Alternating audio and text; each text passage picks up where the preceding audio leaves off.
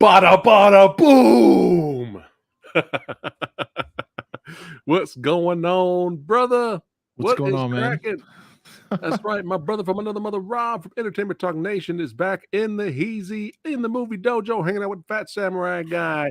Gonna be talking some stranger things, some things that be strange up in here. Season 4, Volume 1. We're gonna get into it. And remember, everybody watching right now, thank you for joining us and hanging out with us tonight. But this will be some spoiler talk. We're gonna get into it. And but first, we got to do the roll call now. We got to get the roll call. Hold on, let me get the banners up in here.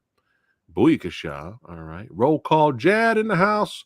What's going on, brother? Good to see you. Lady Danish. John Martinez. Oh, What's up, John? Shit. Who else we got up here? Jake Hall in the house. Keep Forward Productions. Let's go. What's up, brother? Good to see you, my friend. Oh, shit. And Jake Hall, X-Bone 89. There we go. Jonathan, the sexy sumo. Bada Ruckus there. Sexy sumo, Jonathan Hankey, my favorite Hawaiian. There you go. Who else we got here? Kevin in the house. What's going on? Cashbox.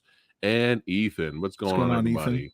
Ethan? Thanks for hanging out tonight and chilling with us as we talk a little bit of sci-fi, a little bit of horror, a little bit of comedy as we get into Stranger Things Volume 1, Season 4. Now, I know, strange. Yes, it should be strange when you're strange. So, yeah, so I know everybody, some of you who do not know are a little bit confused with the thumbnail that I made for this video, where at the bottom it says, "Welcome back, PhatSamuraiGuy." And there is a reason why that's there. Is because Samurai Guy gave up. I was done. That was it. I didn't give a shit. I didn't care. I moved on with life. I said, fuck Stranger Things, okay? I don't give a shit. All right, they released the first 2 on Blu-ray with the cool, badass VHS artwork and the cover. Samurai Guy paid his money for that. But did they continue with that for Season 3? No. So fuck Stranger Things. All right. But Rob pulled him back into the upside down. You did kick me off the cliff. I was on the edge. On the edge, and then you kicked me off. But yeah, Season 1 was phenomenal and was a great, pleasant surprise. Didn't see it coming. And Season 2 was entertaining. And then I was done. There's too long of gaps between, and I just kind of lost interest. A lot of people said that. Yeah, I lost interest, and then to the point where, fans that were still in love with the show, I was kind of getting annoyed. I was just like, Stranger Things, yeah, and I was just like, really, like, I never saw myself going back to it. But yeah, Rob had to, lead me to the cliff and tell me to look that way, and he gave me the good elbow and knocked me off. He convinced me because I no, it wasn't an elbow. It was a standing drop kick to your back. You just tipped right over. So Samurai Guy said, "All right, you know what? Fuck it." And I went and binged Season 3 all the way into Season 4. And wow, that's all I have to say is wow. After that, I jumped online and I started talking to fans, the Stranger Things community, and I was talking a little bit back and forth and talking about things I enjoyed and talking about that I was done with the show. And a lot of them kept telling me, "Welcome back."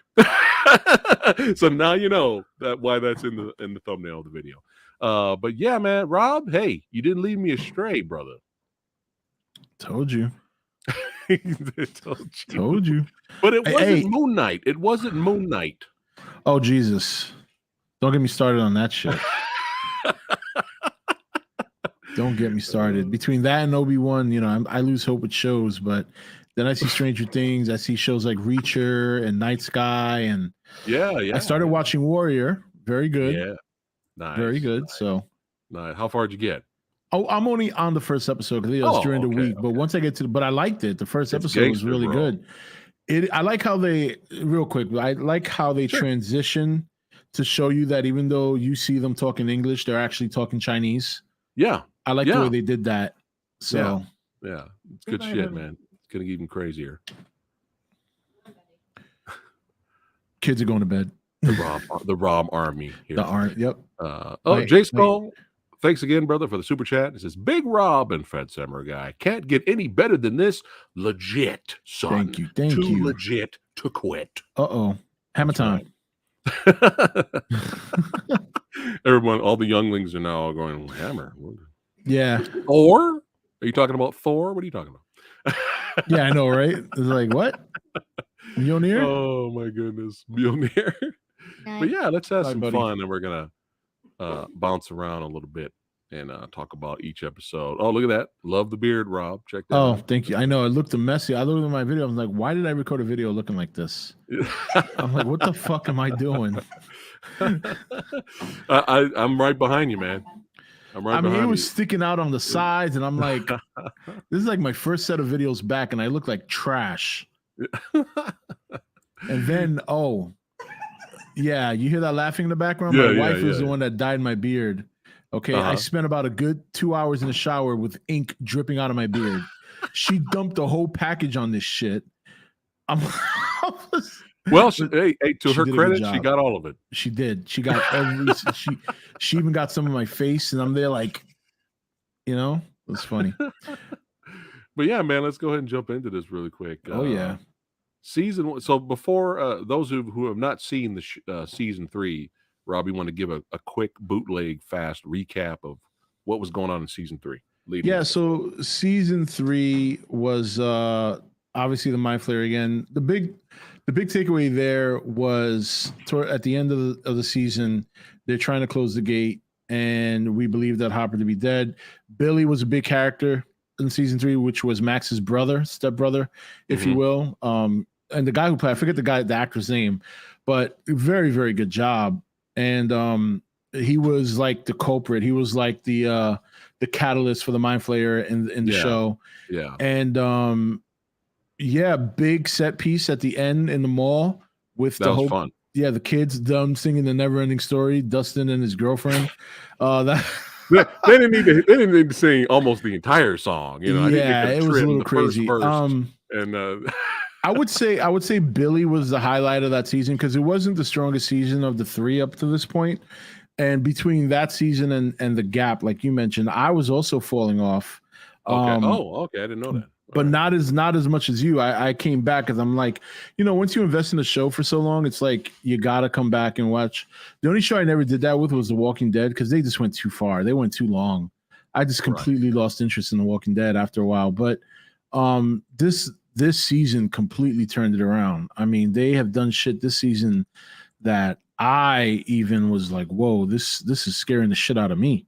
Like, Yeah, it was almost like true horror. It was. There was some parts that were to return. Yeah. When you're dealing with the young ones, there's gonna be comedy, and then there's gonna be some cringe, roll your eyes moments, but that comes with the territory. But overall, man, this was a fantastic season 4, and I probably reacted just like you did. Like I was kind of expecting more of the same, really. Yeah, it is not. I mean, it's the same theme, obviously, but in terms of execution, they really ramped it up. And I think a lot of that has to do with the kids getting older. They can do those sort of things now. Kind of reminds me of like the Harry Potter series. Like the first 2 movies were very kiddie. And once you get to the third, once you get to Prisoner of Azkaban and you go forward, it gets really dark. This show's kind of the same. Like, it was always horror, like what happened to Barbara in season 1, those kinds of things. Right. But it wasn't as out there as it was this season. This season, like some of those deaths were brutal. Yeah. I'm like, I was like, whoa. And I love David Arbour, bro. Yeah, he's so good. He's really such good. a great actor, man. That guy. I love his character. The guy that they brought in for season 4 who played the guard, I don't remember his real name, but he was from Game of Thrones. He played Jaqqa. He played the assassin that was training Arya Stark. Jaqqa Hajoa, something like that. Okay. I wish I could remember his name, but he was great as the Russian guard. I love him. He's a good actor, that guy. I thought he looked familiar. He played the assassin from Well, the whatever they call that group, I don't remember. It's been so long since I watched Game of Thrones, but the guy with the mustache that was always kind of telling Arya Stark, he was the Russian guards, and he's great. He was great. He was, and his dynamic with David Arbour's character Jim, was great. Yeah, Jim Hopper. Yep. But yeah, I mean, the end of third season ends with the big battle throwdown. In the midst of that, like you said, Billy dies. Yes, which affects his sister big time in this season. And also during that climatic battle, Millie Bobby Brown, 11, can't use her powers anymore. Yeah. She's pulling Tobey Maguire, right? Really felt for her this season, especially in the early episodes. Oh, it's called Welcome to High School. Welcome to the real world, man. Yeah, some of that was, but it's funny. And now that you've seen the show, I can actually bitch about this because this was my biggest. And I get this feeling that they are going in this direction. But why is Will not standing up for her? You know what I'm saying? I've always liked Will. I felt sorry for Will a lot because he was the one possessed. He was the one going through all this shit. But the character was kind of annoying me this time because I'm like, dude, I get it. You're not a fighter, but do something. Don't just stand there. Well, I think every time she was getting tortured, bro. Like every time she was getting tortured from the high school students. And what pissed me off is that, hello, this chick literally saved your life in season 1. Yeah. Like she saved your life multiple times. Yeah. You directly, not just the group, you directly, she put her ass on the line. Can you step out there and at least get harassed with her? You know what I mean? So that was kind of pissing me off. But I also think that I think the signs are there that he's going to be a gay character. Well, he's got Mike on his mind. Yeah. And he's not even thinking about 11. If that was Mike getting fucked with, he probably would have went in there and fucked some dudes up. Now, motherfucker, that's my man. But yeah, I was like, I was getting a little frustrated with Will, though. I mean, towards the end of the season, he actually starts doing stuff. Yeah. Earlier, I was like, do something. But yeah, first episode right here. The Hellfire Chapter Club. 1, the Hellfire Club. And all you comic book junkies, that term should sound familiar, those words. Yeah. So still reeling from the events of last year, the gang tries to move on with their lives. However, a threat is brewing both on Earth and the Upside Down. Man, what did you think of the very beginning? Before you eventually you find out what really happened, what did you think about the beginning, man? I thought I felt a little bit when they showed that again, knowing that we already had an idea of what happened. I said to myself, I kind of already was like, okay, there must be there's more to something. Yeah, there's something significant. Because here's the thing, they've already portrayed her as a hero. So I've always thought to myself in the back of my mind, all right, did she really kill all those people though? Because I mean, can we really call her a hero? So when they called back to that, I said to myself, okay, there must be something more that they're going to tell us as the season progresses. And sure enough, they did. I mean, she still, whenever we saw her kill people on screen after she joined the boys, it was always in self-defense, which is fine. Right, like when people were chasing her and she'd go like this and snap their neck. Yeah. But that was outright murder. In the lab, this is outright murder. So I always wondered in the back of my head, like, what? Like, all right, I'm cool with her. Yeah. She did kill a bunch of people. Yeah. Obviously, them setting that up in the beginning, we now know. And I love the CGI was passable. You know what I mean? When they it was weird. We've seen worse. We've seen worse. Yeah, we have seen worse. As Luke Skywalker. So, but yeah, all the kids have moved on. I think it's been a year later since the last season, I believe. And yeah, the kids are big now. 11, and the big deal about season 3 was 11 is trying to get out. She wants freedom. She wants to experience things in life and go to the mall. But with that comes responsibility. Yep. And running into real life with high school is it just sucks. I think it sucks for everybody. You know what's funny is that in a way, high school never ends. Yeah. In a way. some a weird small ways. way. Yeah. When you go to work at jobs or work here, there's these cliques. It's like a more yeah. It's weird. It's like a matured version of immaturity. Yeah, yeah, perfect. It's really it's really odd. Believe me, I know what you're talking about. It's ridiculous. My favorite character of this season is Eddie. Yeah, he's a little crazy. You know what's funny about characters like Eddie, the whole nerd group, the Hellfire Club, which is the more badass. Hey, they're playing D&D, but they don't want to call it D&D. But here's the thing, I grew up in the '80s, man. Those guys wouldn't have been viewed as nerds, even if they played D&D. They just didn't look really that. I mean, nerds in the '80s were straight glasses and pocket pencils, and you know what I mean. Like, they were a little too cool to be nerds, but it's all good. Yeah. Well, I guess they were kind of outcasts, and sometimes outcasts. I think is a good word. Yeah, outcasts can be lumped in with the nerds. Yeah, that's true. So Samurai Guy in high school, these are the guys I hung out with. Yeah, I hung out with the metalheads, the goth kids, the nerds. That was there was no Mr. Popular kids hanging out with Samurai Guy.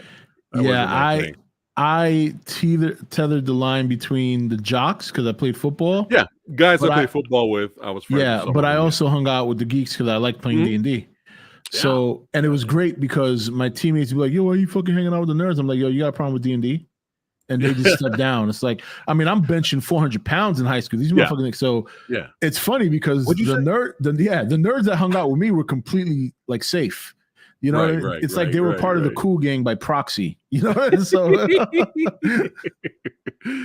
But yeah, we're getting introduced to Eddie, and you can already see the clique, the original clique of boys.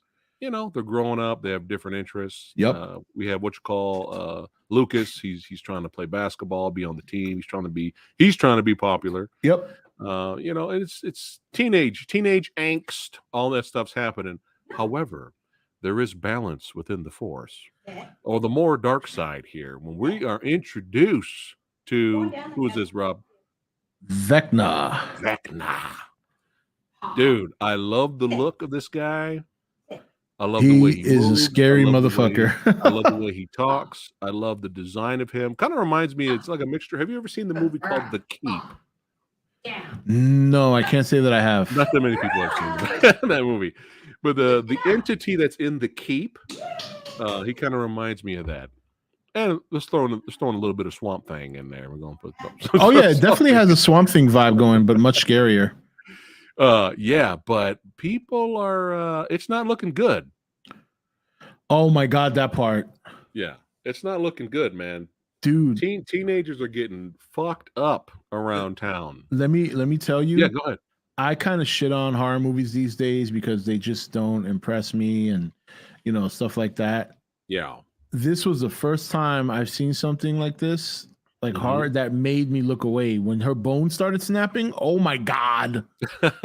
Oh my god, it freaked me out. I was like, oh my god, what the fuck is going on? Yeah. Like literally just sucking the life out of her. Yeah. Eddie said it was like someone on the inside was pulling her apart. Yeah. Oh my god. Yeah, that scene was freaked me out. But this was an important scene, not just to show the first really big brutal kill, but from a Vecna.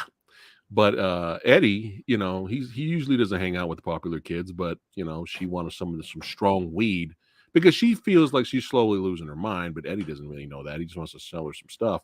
So after the big death, of course, levitating and bones breaking, of course, Eddie's going to freak out. Anybody would freak out. They're like, what the hell did I just see? And he ran away.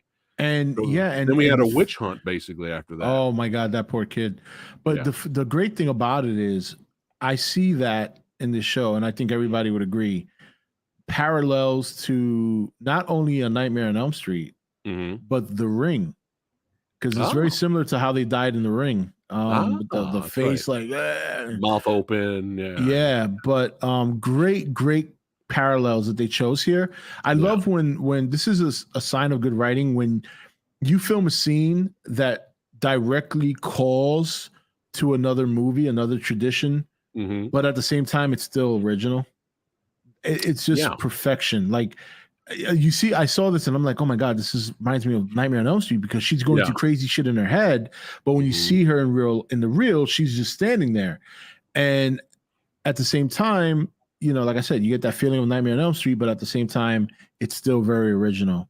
And they purposely went for that, because obviously we got Robert Englund in the show as a cameo much later, but we'll get to that. Yeah, who killed it. But yeah, I really enjoyed the soundtrack of this season too. And some parts of the soundtrack was sounding like Nightmare on Elm Street to me. Some of the soundtrack was sounding like a little bit of Candyman too. And it's funny when I watched season 3, just to kind of catch up. You know, they showed Day of the Dead and footage in the movie theater and stuff like that. But then later in the show, I was hearing music from Day of the Dead being used in scenes. Right. And I was like, wow, like that was kind of cool. Yeah, there's probably other music in there that I missed. I'm sure. All kinds of Easter eggs and stuff like that. There's a lot of content this season. Like, you're getting, I mean, this was about, let me see, what was it, 7 episodes? Yeah. And I would say you got about 10 episodes worth of content, because some of these episodes were over an hour. Right. For sure. All right, let's keep it rock and rolling. Episode 2, a plane brings Mike to California and a dead body brings Hawkins to a halt. Nancy goes looking for leads. A shaken Eddie tells the gang, whoops, and it cuts off there. But so now we have everybody coming to visit. And poor Will over there, he feeling like the third wheel. What do you think about this guy, this stoner guy? He was funny. I liked him. He was like a little bit too convincing. He reminds me of it was actually this guy really high. Yeah, I know, right? He reminded me a lot of what was that character from Fast Times at Ridgemont High that Sean Penn played? Sean Penn's character, reminded me a lot of that. And I've heard other people say the same thing. And again, this is good writing, right? You're calling, you're paying homage to some of the classics of the '80s with your own original characters. And why he was hilarious. Why did the girl that he ended up liking later, which Samurai Guy totally would have went for too, by the way. Oh, absolutely. But the guy he liked, the girl he liked later, why did she look like what you call from Breakfast Club? She didn't she? I wonder if that was on purpose too. Yeah, I know. The dark goth one. Yes, exactly. I was laughing at that. But yeah, let's keep it going here. This was one of my favorite parts of the episode. Yeah, I was very proud of 11 for this. Oh, I love this. I don't. But look, I hated the outcome. I hated the outcome, but I didn't like the outcome either. I thought the outcome was it's a show, so I shouldn't use the word realistic. But people were like that though. Oh, why? At least why did Will you do that. Again, Will should have backed it. He said, "Look, I don't like that you did that, but I completely get it." And she did ask for it. Yeah. And they're and I don't believe like the whole cuffing her and all that and sending her to jail. That's a little extreme. Mm-hmm. I could see that happening today, not in the 80s. I've got into some scuffles worse than that, and I didn't go to jail. So you know what I mean? But yeah, they deserved it. They humiliated 11. And the humiliation was excessive. Yeah, it was. It was really excessive. It was so hurt. And the idea that everybody in the skating rink was just laughing at her. Nobody had any ounce of sympathy for her, and it really like got me. Like you really got under my skin. Like I fell for her.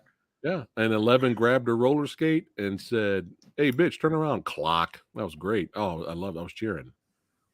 And then Mike's dumbass running up. Why'd you do that? Yeah, what do you shut up, Mike? Yeah, but to be fair to him, he doesn't know what's going on because he's been lying to her. She's been lying to him.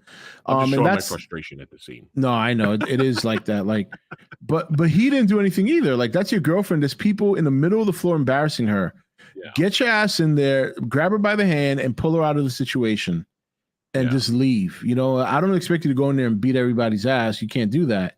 You're not capable. But get her out of the situation. I can understand why she gave him the cold shoulder for a while. Completely understood. You don't understand it. He's like, oh, Jane, and I'm like, really? You're just gonna stand there and yell her name? You're not gonna roll up in there and just pick her up and get her the fuck out of there?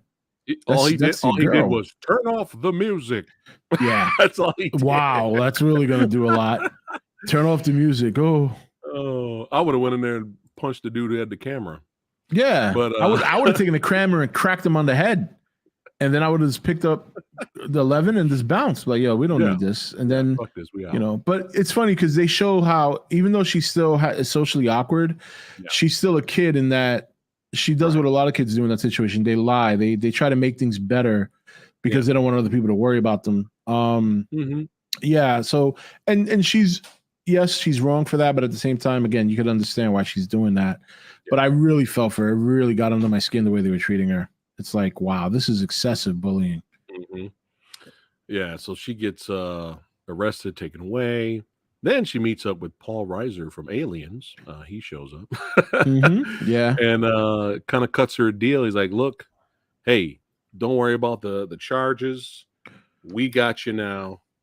And we got you. Come with me. Let's get your powers back, because something is coming to Hawkins. Hawkins is cursed. Something is coming, and everybody is fucked. We need you. I like him in this show. His character, I really do. Yeah. A real distance from his character in Aliens, where he's a complete fucking prick. He's just a prick in that movie. He is so good at that part. He is. He's great. Just like, he's so good at that part. But so you have the military trying to investigate these murders. The military's hunting 11. Yes. At the same time, Reiser and Matthew Modine's agents are protecting 11 and trying to keep it on the hush hush. And so they show up at the house. At this point, David Arbour, unfortunately, you think he died at the end of season 3, but he ended up surviving, but the Russians got a hold of him. He's been tortured, poor guy. He's been in a Russian prison this whole time. So he sends information to, you said, the Russian guard, and who gives that information to Joyce. And Joyce and Paul Giamatti end up going to Paul Giamatti. They end up going the second, end up going to Russia to cut a deal and try to get Harbor character Jim out of prison. So that's where we are with that. But I enjoyed the visuals, bro. I don't know why this time around the Upside Down was so much more interesting looking in this season than before. So much more interesting looking. Looks more realistic. They did a good job with that. Yeah. Instead of just dark fog and you don't know what's out there, now you're seeing everything. You're seeing everything. But yeah, our boy Vecna still doing his thing. Still fucking up with other teenagers. Yeah, and this is where the story starts to unfold, that this is not isolated to, it's not because at first you thought the girl had some special powers, kind of like 11, which is why she's linking to the Upside Down. But this episode, you realize that he is targeting certain kids that have like almost a guilt. It's almost like their guilt is their weakness, and it makes them able to tap into them. And so when that happened with that kid with the glasses, I'm like, yo, what did this kid do? And you find out that he caused a car accident where someone died and he kind of ran off. And got away essentially with manslaughter. I won't say murder because murder is intent, manslaughter is without. And he just wrecks his kid. It's just in the middle of the street, like, no fucks given. We're just gonna crack you right here. yeah, pretty much. It did not go well for him. But I was gonna thank you, Kevin. I can talk about it now. I was gonna wait later. But dude, I've noticed since season 3 up to 4, the action scenes, the set pieces, the fighting, we're getting ramped up and got bigger and better. I mean, we had it's been ramping up a lot. The one Russian dude who's like Terminator in season 3. That dude was like Terminator, man. Oh, rest in peace, Alexei, by the way. Rest in peace, Alexei, the character of Alexei. Do you remember Alexei? He was the scientist they broke out, and he was one with the glasses. He was trying to help them, and he ended up getting shot when they were. Oh, right. That's right. Yes. That sucked, dude. I was like, no. It took me a while to remember that because that was a while ago. I haven't seen season 3 since it first came out. Yeah. R.I.P. Alexei, aka he was the one they were trying to protect, right? They were trying to get information from him and protect him. if I'm not mistaken. Yeah. And he was trying to help them out to turn off the machine. Yeah. He ended up getting hit. But yeah, the action scenes themselves, bigger, better, more well done, to the point where the shootout, the military invades the house, and the agents are there trying to protect the kids. Dude, that was shot in all one take, bro. Yeah, that was impressive. What's funny about that too is that these agents before that are just chilling, being lazy fucks, right? You know, he's doing the recliner, ordering pizza. So the one agent gets popped right out the gate. So I'm thinking, all right, the other agent's gonna get popped too. He was MVP, dude. MVP. Like he got, and it makes me feel good because he was a little on the chubby side. He was a bit of a chungus. You know what I'm saying? And it makes me feel good because it's usually the skinny. No, this guy was a bit of a chungus. Had one too many wings, but he wrecked it. I mean, these guys were coming from everywhere, and he was with a handgun, dude. With a handgun, just popping them. Yeah, that was very unexpected. I'm sitting here watching a Stranger Things show, and we had a one-take action shootout done right. I was like, what is happening? Yeah, and the camera rotation during that was great. Yeah, even later in when David Arbour's character Jim was trying to escape, the fight in the shed, bro. That fight in that shed, that was like beat down, man. You could feel the hits. I was like, dude, what's going on here? Yeah. So I was enjoying all of that. Steve, is that the Paul Giamatti the second? Is that Steve? No, Steve is the teenage guy that hangs out with the gay girl.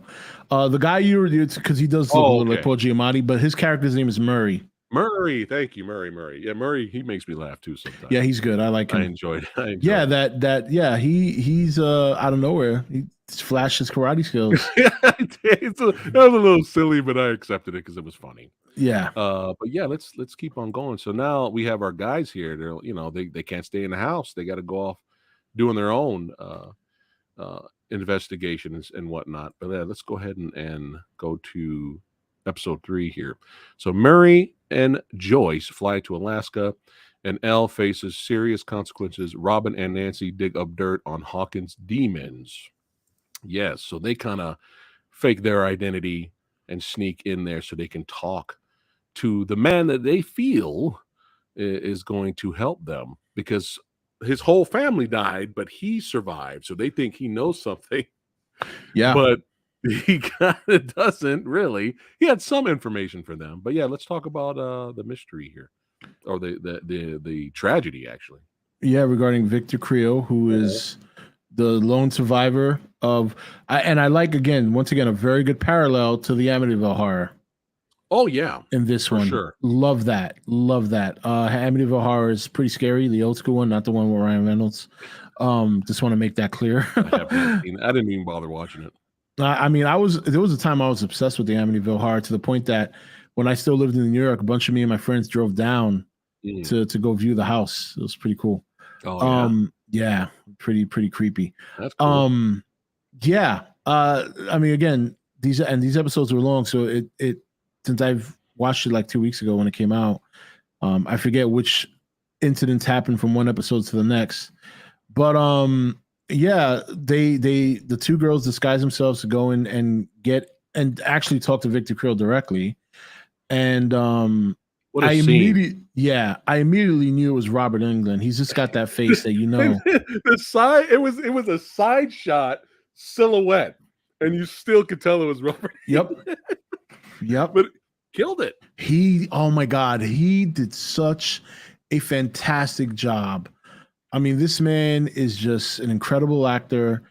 It's almost a sin to me that he was typecast as, because he did great as Freddy, but he could have done, and he has done. I mean, he did V as well. He played a more passive character there, but he does crazy so good. He really does.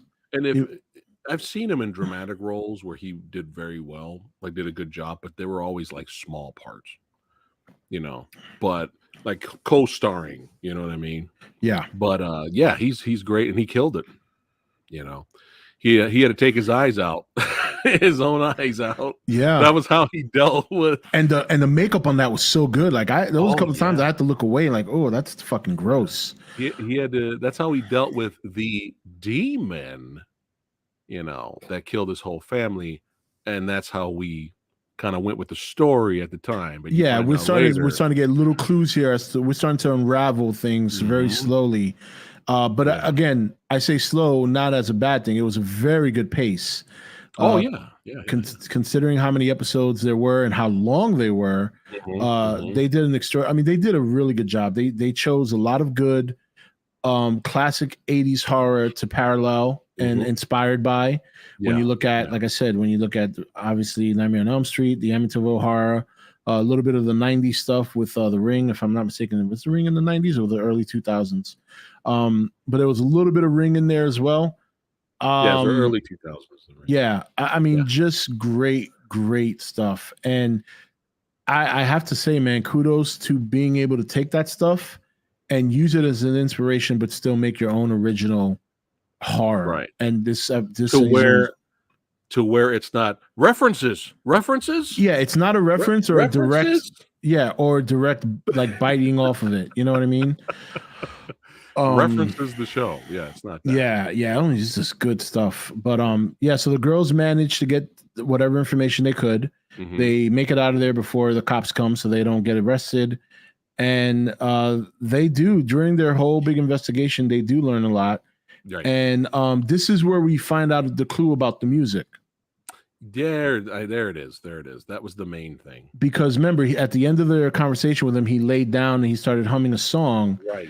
And that's when they figured out, and perfect timing, of course, because Max was, and they managed to save Max. Max was about to take it in the head from Vecna, and she managed to escape because the music brought her out of the trance.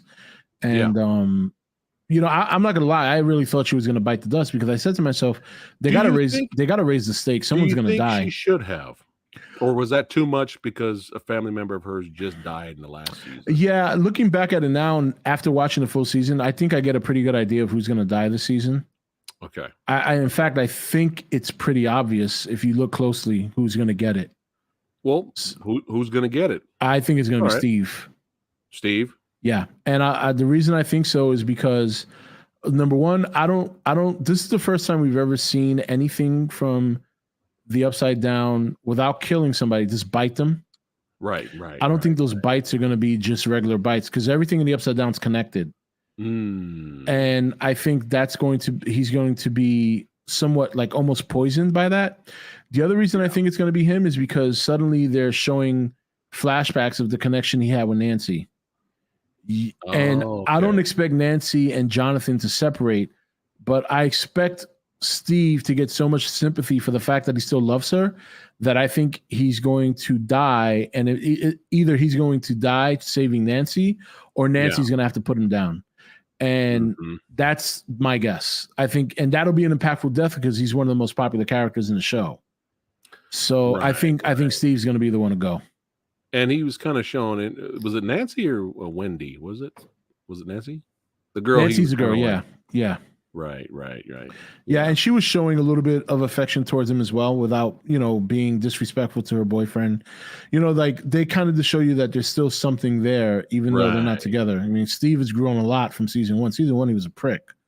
You know what I mean? So Steve will die and she will go back to settling for Jonathan, basically. Well, no, I don't think she'll settle because I think she genuinely loves Jonathan, but they have a history. And because Jonathan's gone, and Steve now is, we don't know anything yet, but he is obviously injured. And if you look at the new trailer for this last two episodes, they remain in the Upside Down, and they kind of have to because right now Nancy's in that trance. Right. But the difference with her trance is Vecna doesn't seem to be right now going after her. He's almost kind of giving her information, which is weird. We'll probably find out why he's doing that.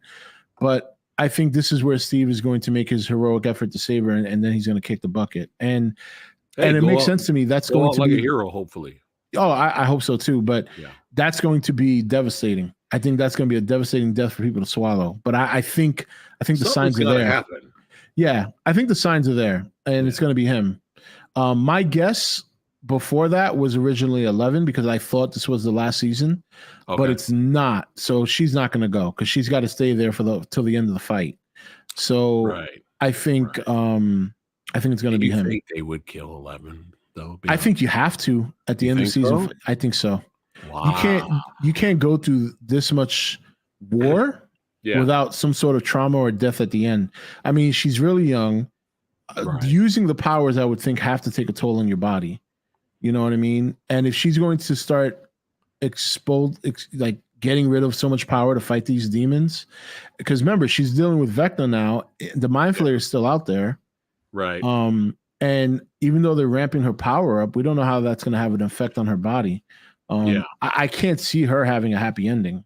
And I think also showing what she's going through this season is also a sign of showing that she's not made for this world, unfortunately. She did say something like that. And she did say that. Yeah. She did. I don't belong here. And you know, well, so we will see. But we got time before that happens. Yeah, we got time. But meanwhile, Yuri. Yeah, Yuri. That's the Yuri laugh. Yep. Yeah, this guy was a character and a half, huh? So he ends up screwing over Murray and Joyce and getting them all kind of arrested until, had to bust out the move, son. You know what I'm saying? Yeah. Oh my God. That was great in the plane. I like that. Very interesting sequence. Where everything that happens from the time they get to Alaska all the way to Russia. Right. This is where we see Jim Hopper, who's another great character in this show. Oh yeah, he's one of my favorites. Oh my God, the shit he had to go through to try and escape, like partially breaking his foot. Oh man, just to get caught later. I know. What a frustration. At least he had some peanut butter for a minute there. Yeah, that's true. A lot of Jif. They love that shit out there, huh? Almost escaping, and then he gets thrown into Gulag, where him and a group of men have to fight. A classic from season 1, the Demigorgon. Yeah, for sure. Meanwhile, our buds here are just continuing their investigation, and there it is. Yep, there's the man. My fingers are spears. Good old Murray. Meanwhile, 11's still dealing with trying to remember what was so important. It's almost like a memory she never really fully remembered. She keeps bouncing around it. The trauma from what happened between her and Vecna before Vecna became a demon is that she locked it away. Some sort of post-traumatic stress syndrome where she locked away the memory. Yeah. But in order to get her powers back and become even more powerful, she's gotta go through that again. And we have Matthew Modine return. Yeah. I love Matthew Modine in this show. He's great. He's a great actor, yeah. Always liked him as an actor. But yeah, it got to the point where even she was like, all right, fine. Yeah, like she was about to bounce. She was like, yeah, I'm out. This is no. Yeah. You know what I mean? Like, and even Matthew Modine's like, you're not ready. Yep. And she decides to go back and goes all in there. Yep. Dr. Brenner. Mm-hmm. Yeah. Let's see. Last episode, we got a delay here. Hold on a second. Do you see the image? Yeah, I do. I don't know why I can't see it. Can you read the plot synopsis? Behind the Iron Curtain, a risky rescue mission gets underway. The California crew seeks help from a hacker. Steve takes one for the team. So this is the episode where things really start to unravel. You got the teenage boys. The guy is pissed that his girlfriend died, thinks that Eddie did it. Right. So there's a manhunt for this guy. He's been hiding out. And this is where we see another kid get this broken apart on the inside in the lake. And one thing we need to mention too, everybody I'm sure knows. So the story also is that every time Vecna kills someone in the real world, where they die, a new portal opens. Yeah. So that was interesting. Yeah, and that's his whole mission, is that basically the Mind Flayer is sending him out to do this so he can open different portals so the Mind Flayer can invade the real world and take over. That's why Dustin refers to the Mind Flayer as a 5-star general. You know, and he truly is. Like, I can only imagine how they're going to up the ante on the Mind Flayer for season 5, because Vecna is he is a force to be reckoned with. He's the best villain, I think, on the show. He is so far the best villain it's had, because we have a face now. It's not just an entity. Right, a face and someone who can relate to one of our beloved characters in 11. They're essentially brother and sister to, you know, like, she was made from his DNA, and she was the only subject of all the kids to come out with powers identical to his. The difference being is that, you know, that she's more powerful than him. It's just that those powers, A, have disappeared now, and B, they're not as honed. You know what I mean? Yeah. He did a great job. So before you say anything, I've been waiting this whole stream to say this. Hold on. I'm going to skip forward, and then I'm going to rewind back to go back to where we were. Go for it. I want to say this, and I want your opinion, Rob. I think. Actually, let me see. How do I word this? Do you think it's too late to recast the Joker? You know what? Because I like where your head's at. This is who I want. And I like where your head's at with that. This guy, and I don't know his name. I have the list here, but it's Jamie is his first name. Jamie Campbell Bower, right? Henry Creole won Vecna. Yep. Bro. This is who I want as Joker. Just recast the other motherfucker. Recast the other actor who we don't know what he's saying for the next Batman movie. He was in fucking makeup, so it doesn't matter. It's just this is who I want. Hashtag Jamie as the Joker. Jamie Campbell Bower as the Joker. Yeah, he can definitely pull it off. Dude, very good actor. Phenomenal performance. Very good performance. Bro. Fully transformed his face to where I was like, did they CGI his forehead or something? No, for a second there, I was like, did they enhance his face? His physical. He's a great actor. Holy shit. His physical acting was intense. Holy shit. He was into it. Yeah. I mean, the way he contorted his face with, you know, like, you could tell, like, you know, when you do certain things to your face, the blood rushes, you get red. Yeah. I can only imagine how much Advil this motherfucker was taking. Just trying to do the scenes. But dude, sorry, I had to skip forward. No, I'm with you, man. That's Jamie as the Joker. Let's go. Spread the word. Recast. Hashtag Jamie Campbell Bower as Joker in the Batman 2. Yes. Get it out there. Spread the word, guys. But let's rewind a little bit. I had to jump forward because I was completely blown away. Like, just give this guy the Oscar at this point. He did great. But yeah, we again more very solid, entertaining action scenes, man. Yes. Yeah, that scene, those wing creatures, bro. That was pretty good. The Demi Bats, that was creepy. When they were biting him, I was like, oh man. And then you see the close-up wound, and they got a good chunk of him out. They kept going, yeah. I was like, what the fuck? And then kudos to the whole crew for coming through the portal. Because I'll be real. All right. I wouldn't have done it. I'd be like, yo, you know what? Yo, he's my boy. You know, pour one out for the homies. I'm going home. I'm going to watch It. You know? So, but yeah. But even Eddie was throwing down. Like, Eddie was like fighting. I was surprised that was. Well, Eddie's better off in there. Yeah. I think because they are, and let me tell you something, that teenage boy, I don't remember his name, but you got the basketball player kid that just is annoying as fuck. He's radicalizing the town.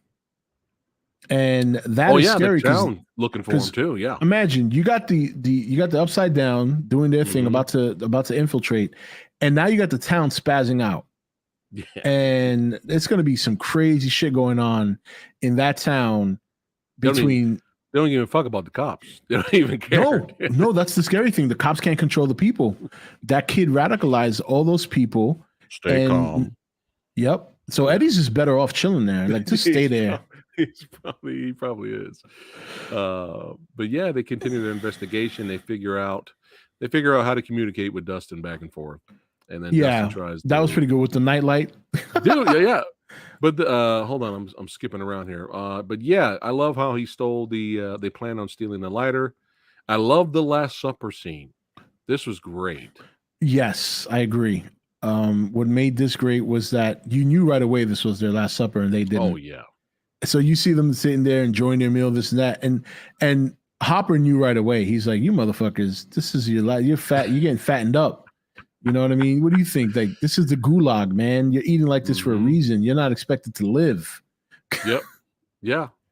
But yeah, fun little action sequence again with the Demigorgon. Man, Demigorgon fucked them up fast. I mean, I don't even know if the plan was they were supposed to stay together. I don't even know if that would have worked. no, the Demigorgon. I mean, it's funny because this is the most brutal that I've seen the Demigorgon in the show. A lot of other times it was more stalky, and this one it came out like fucking like a superhero. And it was the way it was killing them was brutal. I mean, no nonsense. Brutal. Yeah. And obviously Hopper, having experience, knew that he needed that fire to keep it at bay because it doesn't like fire. And they managed to escape, and he sees Joyce. Joyce managed to find her way to him, and they've been reunited. But based on the next trailer, they don't immediately leave Russia. We see that there's a lot of subjects from the Upside Down that are in a laboratory, maybe in the Gulag, maybe they find the laboratory somewhere else. But there's some shit going on in Russia, and there's a lot of things. There's still a lot of question marks as to, we know there's a connection there, but now we're going to get to see probably just how deep that connection is with Russia, because I did not think they had that many I just thought they had the Demigorgon from when they caught Hopper, and the Demigorgon, they got him. But no, they have their own portal, and they got a lot of shit there. Yeah. And but back to this scene. Yeah. It's interesting to see how far these characters have come from the first season all the way to this season. And just even little Joyce, she's not a warrior, she's not a soldier, she's not a fighter, but she's there. Joyce is there. Joyce has balls of steel. She's like, fuck it, I might die, but fuck it, I gotta do something. Well, yeah, I mean, she obviously was heartbroken when Hopper died, and even getting a hint that he might be alive, she was right on board. On board. Before Hopper, she was dealing with Samwise Gamgee's death. Poor little Samwise. He didn't. This is one mountain he didn't make it to. You know what I mean? Like, motherfucker got chewed up right from the gut too. Ooh. Yeah. But it's just really great writing. And again, back to some really cool visuals. I love how they transported each other, or they were trying to get the other kids through the Upside Down to back to our realm, which was a lot of fun. Yeah, that whole concept was very cool. But like you said, Nancy's still stuck. Who else is still stuck? Nancy and Steve? So Nancy was supposed to go second to last before Steve. And while we see Nancy climbing and then falling back into the Upside Down, what's actually happening in the real world is that she went into a trance. Right. And Steve's trying to wake her up, and that's pretty much where we left that. But in the Upside Down, she's interacting with Vecna, and Vecna's basically telling the story about his origin. Look at this shit, bro. Yeah, I know that shit. Look at this, crazy. Dude. This is fucking metal. I mean, look at this. Yeah, that's. But hardcore. Now, let's get back to my favorite scene in the whole show. My whole favorite sequence is this big, huge reveal, because you feel, that he always looked out for her. They were friends, and then, man, now did you think he was assuming she was going to help him get that chip out of his neck, or was that just a long shot? No, I think he knew that she could do it. She was going to help him in her own way. Yeah, I think his plan was solid. It wasn't out of the realm of possibility, because he played down escaping with her, and she wanted him to come with her.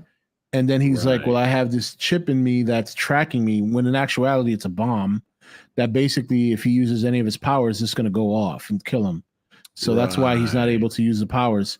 I will say that the reveal was one of the coolest things, but I wasn't shocked. I kind of knew that was going to happen. It was coming. Right, it was coming. Right. It was. They did such a good job. They did almost too much of a good job starting to bring all the elements together. You could put the pieces together before the actual reveal, but that doesn't take away the reveal, because the story, I think the story of the reveal is really what's compelling, not the reveal itself. I think a lot of people might have figured it out before that, but now that you learn that he's almost like an X-Men, his power is natural, it's organic, it's not something that was grown in the lab. And when you find out he was the one, that he's the one this whole time, that from the childhood all the way to Vecna, massacred everyone, and kids and everyone. And the amazing thing is, this is another sign of good writing. This is not something they just thought of for this season. This has been planned, because some of these seeds were placed in season 1. You know what I mean? Because I started watching season 1 again. Okay, and all right. There's certain little seeds that have been planted in season 1 that directly connect to this. So another good sign of great writing, great setup. They had to stumble across the way, with season 3 and a little bit in season 2.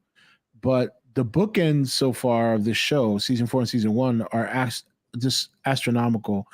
And the amazing thing is, if you notice when she has that fight with him and pushes him into the Upside Down, it is because of him that the Upside Down transforms and parallels Hawkins, because it didn't look like that when he got there. You notice when he breaks through, it's just another dimension and there's almost nothing there. Right. But it becomes Hawkins because of where the breach opened.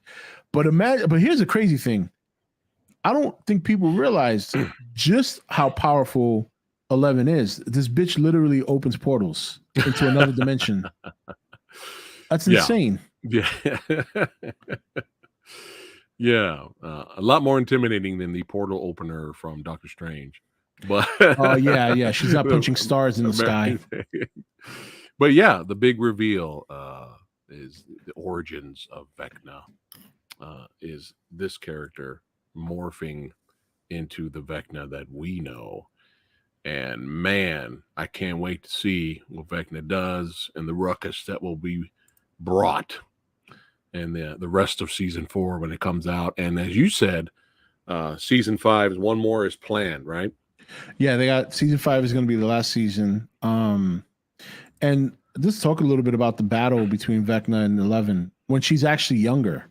Yeah. She's not even the 11 we know now. Right. She's actually like probably 11 or 10, maybe 9. And even though you knew the outcome, when he lifted her in the air and you start seeing her bones contort, I'm like, oh God, please, don't break her bones. But she's flipped it on him and she yeeted him into the wall. And then she pushed his ass into another dimension. Like, be out, son. She fucked him up. Yeah, she wrecked his ass. It was like Scanners, except nobody's heads exploded. But it was almost like his advice to her was his own undoing, right? Because she remembered his advice. What did he say? You have to think of something sad and what was it? Anger and sadness helps create the powers or something like that. Right. And how diabolical is this motherfucker? Like, as a kid, he's like, basically his family annoyed him to the point that he killed them. Like, what the fuck? I'm glad, I'm glad we didn't my skip parents that. annoy me, but let's not get crazy now. Yeah, so there was no demon in that house that killed everyone, Victor Creel's family. It was this guy as a young child who was just like, fuck these people. I'm annoyed. I mean, he's sitting at the dinner table and yeets his mom into the air and crushes her. And is sitting there just eating a cheeseburger like it's nothing. Like, yeah, I'm good. I have seconds. He started with animals first. Yeah, he practiced with animals. Yeah. And he got more powerful and learned, has an obsession with spiders, which is probably why him and the Mind Flayer became buddies, because Mind Flayer looks like a giant spider to some extent. Okay. Yeah. Okay. I mean, this show's is fucking amazing. Yeah. This season was incredible. Well, welcome back, Phat Samurai Guy. I'm back. I'm back in the fold. and I'm glad I returned because I wasn't expecting to be even more pleasantly surprised with this season. Just completely kicked ass, took names, gave the villain an identity, a face, and a personality, and motives. That's a lot of good shit right there, dude. Did you tell Lady Still Fablo? hashtag recast the Joker for the next Batman movie. Just get that up. Yep. What we got? Jamie Campbell Bauer. Got to put it remember in the that chat. name. Put it in the chat, bro. Yeah, Jamie. Hold on, let me put it here. Put it in the chat, guys. Share it. Jamie Campbell Bauer. There it is. There it is, now, guys. Did you tell Lady Fablo how good the season was? I know you didn't give her details, but you tell her, hey, honey, you got to watch this, like that kind of stuff. I told her it was really good. It's gonna be harder to convince her to jump on the bandwagon, but really? She did show. Well, yeah, because she's if I was checked out, she was even more checked out than I was. But I did tell her a few things that not too much spoilers, and she was doing research on her phone, so that's a shot. She showed some, at least that much interest. Yeah, you gotta try and give her the maybe before season 4 the rest comes out. Yeah. Maybe I'll try to get her to watch by then, and then we could just finish it together. So yeah. But knowing her, dude, she's just as bad as you, Rob. She's gonna be like, oh, I know who that guy is. I know what's going on. Yeah. She's just as bad as you, dude. Like Samurai Guy takes a while for me to figure out twists. But I think their motivation was to get you to be enthralled by the story itself. I don't think their aim was to really, even though it was a twist for a lot of people, I don't think that was their purpose. I think their purpose was for you to somewhat figure it out and then just enjoy it. Because the story, how it all came together was just great. Knowing that it was him all along and that he's not a lab rat. Are there other people that are originally powerful like he is and not necessarily made in the lab? Those sorts of things. So man. Was Modine aware of him? Yeah. Modine's the one that discovered him. Okay. So when he killed his parents, nobody really knew that it was him. Right. And Matthew Modine basically, like, I don't know, almost like adopted him because he discovered that he had these powers. And that's I think the question was, did he think he was going to turn like that? I think he knew that he couldn't control him. So I think they allude to this in the show indirectly, but basically Matthew Modine's Dr. was it Barner? Something with a B. Yeah. Just go catch it again. But anyway, I think he knew that he knew he couldn't control him, which is why he gave him that little bomb in his neck, and that's what kept him in check. Oh, there it is. Okay. Yeah. Okay. That's what kept him in check. So gotcha. There it is. And that's why Vecna manipulated 11 and got closer to her. Basically, Brenner, thank you, Zaid. Basically manipulated 11 into trusting him to the point that she got rid of the bomb. And that's what unleashed. And then he just went to town on the whole lab. He killed everybody. I mean, he just wrecked the shit out of. I mean, I love 11 in the closet, and all you hear is the screams, and him walking around. Just you don't even see what he's doing. You just hear chaos, and you hear. I mean, it's good shit, bro. How about when he told her when she came back too soon? And he was kind of upset that she got to see the carnage. So he's like, I thought I told you to wait. Yeah. He was tight. He was like, bitch, I didn't want you to see this. Yeah. Do you think he, at the time, actually did care for her? Like, he wanted her with him. Okay. He did. It's not to say that he cared for her more so than he cared to have her by his side as for her powers. Right. Because he knew that she was like his. I think he knew that she's more powerful than him. Yeah. I think he sensed that more than Dr. Brenner did, and that's why he wanted her by Callie brought up that this thing in his neck weakened him. Mm-hmm. Yeah.